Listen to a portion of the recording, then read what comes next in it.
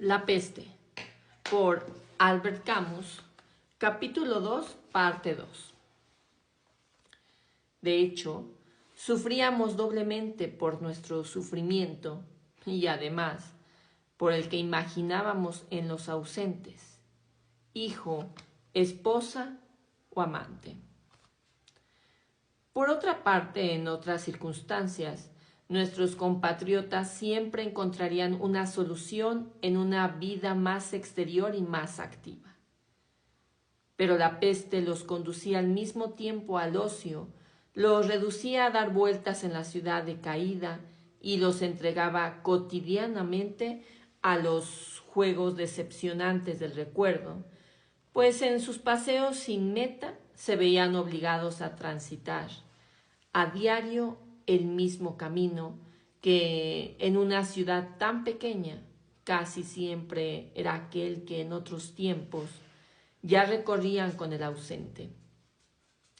Así, lo primero que la peste trajo a nuestros compatriotas fue el exilio, y el narrador está convencido de que puede escribir aquí en nombre de todo lo que él mismo experimentó entonces, puesto que lo experimentó al mismo tiempo que muchos de nuestros compatriotas.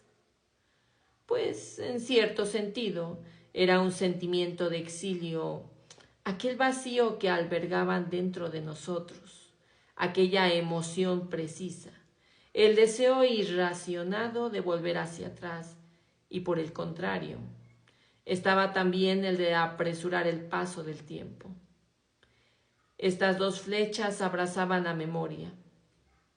A veces nos abandonábamos a la imaginación y esperábamos que sonara el timbre o que se oyera un paso familiar en la escalera. En esos momentos llegábamos a olvidar que los trenes no podían desplazarse y que nos arreglábamos para quedarnos en casa a la hora en que normalmente un viajero que viniera en el expreso de la tarde pudiera llegar a nuestro barrio. Ciertamente, este juego que hacíamos no tenía futuro. Al fin, siempre había un momento en que nos dábamos cuenta de que los trenes no llegarían.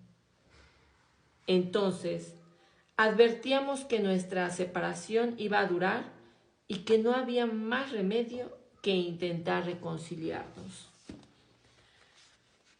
Desde entonces, aceptábamos que éramos prisioneros. Vivíamos solo de nuestro pasado, y si algunos tenían la tentación en la medida de lo posible, sufrieron las heridas que la imaginación provoca a los que confían en esta. Pronto, todos nuestros compatriotas ya no tenían, incluso en público, la costumbre adquirida de hacer suposiciones sobre la duración de su encierro. ¿Por qué? Porque incluso los más pesimistas le asignaban, por ejemplo, unos 6 meses.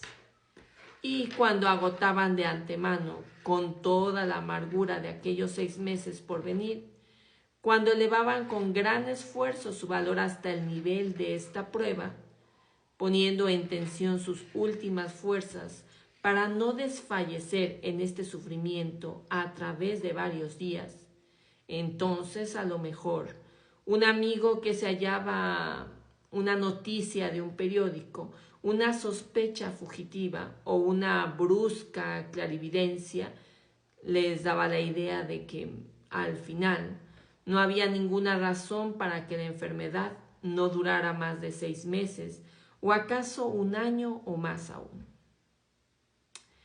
En ese instante, su valor y su voluntad se derrumbaban tan bruscamente que les parecía que ya nunca saldrían de ese abismo.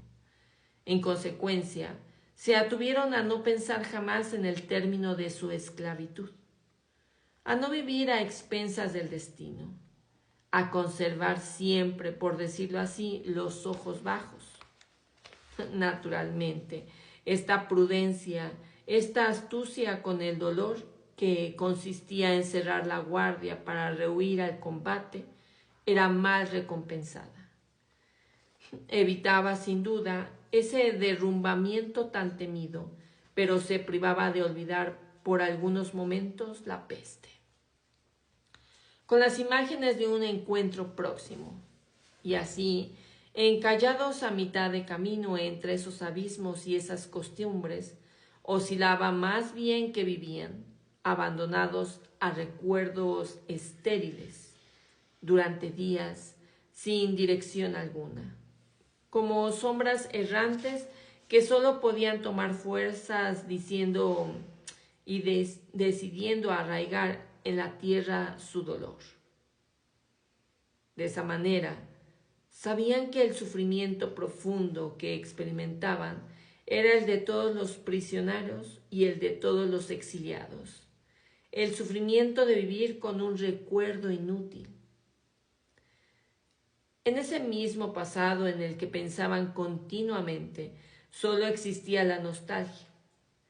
Querían poder añadirle todo lo que pensaba que no habían hecho cuando podían hacerlo, con aquel o aquellos que esperaban. E igualmente combinaban con todas las circunstancias relativamente dichosas de sus vidas de prisioneros. La imagen del ausente, mas no quedaban satisfechos con lo que en realidad vivían. Impacientados por el presente, enemigos del pasado y privados del porvenir, éramos semejantes a aquellos que la justicia o el odio de los hombres tiene entre rejas. Al fin, el único medio de escape a este insoportable vagar era hacer funcionar nuevamente los trenes con la imaginación y llenar las horas con las vibraciones de un timbre que, sin embargo, permanecía obstinadamente silencioso. Pero sí, esto era el exilio. Para la mayoría, el exilio era en su casa.